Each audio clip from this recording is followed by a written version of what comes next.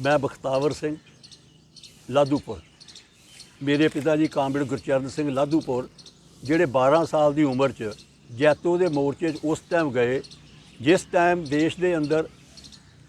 Police लोगों को गोलियां मारकर, लाठियां मारकर,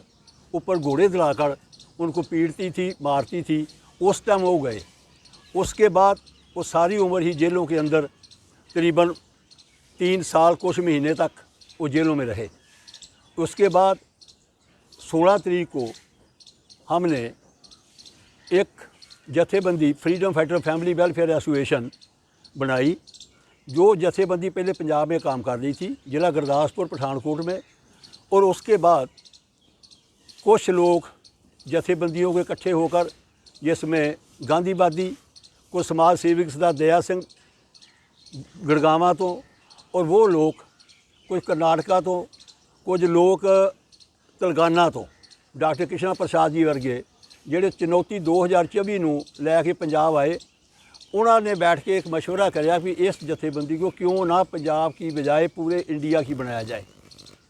जिसके अंदर एक 16 तारीख को, इसी 16 तारीख को एक मीटिंग प्रेस क्लब दिल्ली में हुई, जिसमें उन्होंने मुझे इस जथेबंदी का freedom fighter family welfare association का अध्यक्ष चुन लिया। और श्री TS आहूजा जी तो पासा जी, जो जवाहरलाल नेहरू यूनिवर्सिटी के प्रोफेसर हैं, उनको वाइस प्रेसिडेंट, और बिहार से हमारे वकील साहब हैं जूरो साहब, उन्होंने जनरल सेक्रेटरी, और कृष्णा जी जो होंगे ट्रेजर होंगे, उन्होंने इस बात की इलेक्शन करी। और इसके साथ ही ये फैसला करा गया भाई हम जल्दी से जल्दी सभी स्टेटों में जाकर मीटिंगें करेंगे। मीटिंगें करने के बाद लोगों को इकट्ठा करके इस जथेबंदी को पूरे इंडिया के हर शहर में, हर गांव तक इसको लेके जाएंगे, जिससे जो परिवार फ्रीडम फाइटरों के कोई फ़ायदा नहीं ले सके सरकार से, उनको फ़ायदा भी दिलाया जाए। इसके साथ इकट्ठे होकर देश की ये सरकार, जो हमारे फादर, उनके जैसे हज़ारों लोग देश की आज़ादी के लिए काम करते रहे, उनकी सोची हुई जो सोच थी उसको नकारने के लिए या उसको ख़त्म करने के लिए आज की सरकारें जो हैं वो देश के अंदर जो राज, स्वतंत्र राज लाने की उन्होंने सोची थी, जो भी चलता रहा उसको भी ख़त्म करने के लिए डिक्टेटरशिप जो पिछले 10 सालों में देश के अंदर चल रही है, उसको ख़त्म करने का एक आज पैगाम लिया है। पहले देश के अंदर एक ईस्ट इंडिया कंपनी आई, जिसने पूरे 100 साल तक पंजाब के ऊपर और 200 साल तक पूरे भारत के ऊपर राज किया। पर आज तो कई कंपनियां बन गई, इसलिए उनको निकालने के लिए मुझे लगता है कि आने वाली कई पीढ़ियां, ये हमारा देश इन गुलामी की तरफ जा रहा है या डिक्टेटरशिप की तरफ जा रहा है, उधर चला जाता है। जो भेजने वाले तैयार बैठे हैं इस बात के लिए, क्यों वो देश के अंदर वंड ऐसी डाल रहे हैं, ये हिंदू है, ये मुसलमान है, ये सिख है, जबकि आज़ादी की लड़ाई के लिए ना हम सिख थे, ना हम मुसलमान थे, ना हम हिंदू थे, ना कुछ और,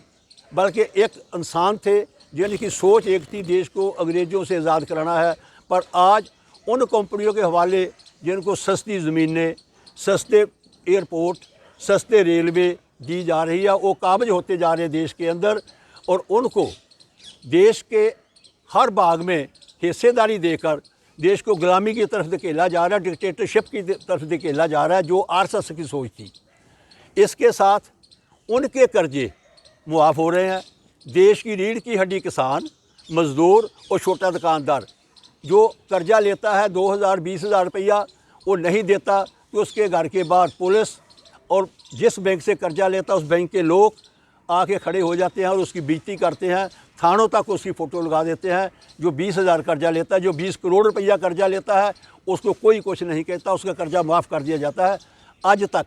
इस देश की सरकार ने किसानों का कर्जा माफ़ नहीं किया, मज़दूरों को कोई राहत नहीं दी। उनके ऊपर ऐसे कानून डाले जा रहे हैं, लगाए जा रहे हैं, जो बनाए जा रहे हैं उनके लिए, भाई वो 12-12 घंटे काम करे तब उसको जाके रोटी पूरी होगी। देश के अंदर कोई फैक्ट्री नहीं लगी, देश को ऐसी तरफ धकेला जा रहा है कि हम गुलामी की तरफ बढ़ रहे हैं। इसी सोच के साथ ये हमारे साथियों ने देश freedom fighter family welfare association को